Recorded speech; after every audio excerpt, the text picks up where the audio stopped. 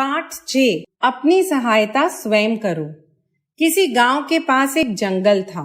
उस जंगल में गाय, घोड़ा और बकरी साथ साथ हरी घास खाते थे। धीरे धीरे उन तीनों में मित्रता हो गई। वे आपस में सुख दुख की बातें करने लगे। वहीं पास की एक झाड़ी में एक खरगोश भी रहता था। उसके मन में विचार आया, क्यों ना मैं भी इनका मित्र बन जाऊं। इससे मेरा समय भी आसानी से कट जाएगा और ये विपत्ति में मेरे काम भी आएंगे। खरगोश उन तीनों के पास गया और बोला, मुझे भी अपना मित्र बना लीजिए। वे तीनों बोले, भला इसमें हमें क्या आपत्ति है।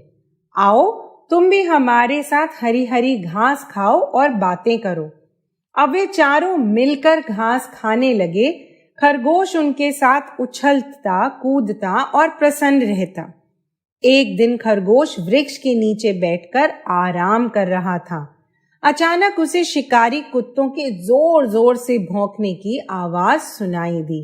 बेचारा खरगोश घबरा गया, क्योंकि शिकारी कुत्ते छोटा व असहाय होने के कारण केवल उसे ही मार सकते थे।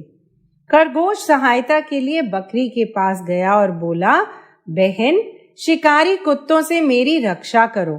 बकरी ने दूर से ही कहा, भैया मेरे पास से जाओ, मैं तो शिकारी कुत्तों से बहुत डरती हूँ। भला मैं तुम्हारी रक्षा कैसे कर सकती हूँ। फिर खरगोश घोड़े के पास गया और बोला, भाई तुम मुझे अपनी पीठ पर बैठा लो और कुत्तों को मार भगाओ। घोड़े ने उत्तर दिया, यह नहीं हो सकता।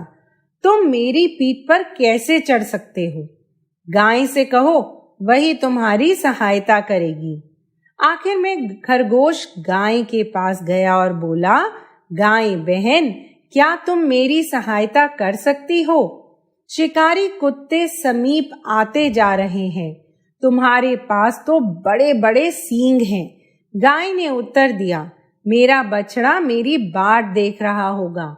मुझे तो आज घर जल्दी जाना है। खरगोश ने अपने चारों ओर देखा। तीनों में से कोई भी उसकी सहायता करने को तैयार नहीं हुआ। यह देखकर वह बहुत दुखी हुआ। तब उसने ईश्वर को याद किया और तेजी से भागने लगा। शिकारी कुत्ते अभी थोड़ी दूरी पर थे। जल्दी से भागकर खरगोश एक झाड़ी के पीछे छिप गया। शिकारी कुत्ते वहां किसी को न पाकर वापस चले गए। इस तरह खरगोश की जान बच गई। बच्चों, किसी ने सच ही कहा है, ईश्वर उसी की सहायता करता है जो अपनी सहायता स्वयं करते हैं।